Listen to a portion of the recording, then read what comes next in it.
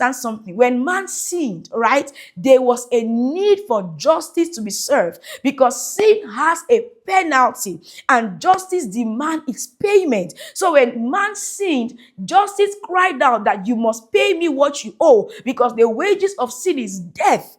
It was time for man to pay his penalty, and God had to, punish man because he had sinned. He had committed a crime. And when that moment came, the devil is at the accuser of brethren, and he's always excited. He looks for the slightest opportunity. The book of Job, he says he goes to and fro, looking for whom to devour.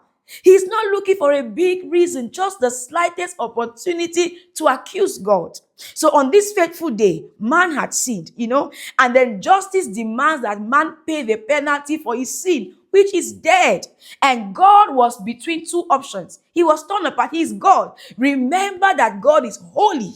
And God is also merciful. So if God decides to act as a holy God, holy and just God, he will have to punish sin and punish the sinner. But God is also a merciful God, a loving God. So he was torn apart between his nature of mercy and holiness. So the devil would use that as a ground of accusation against God.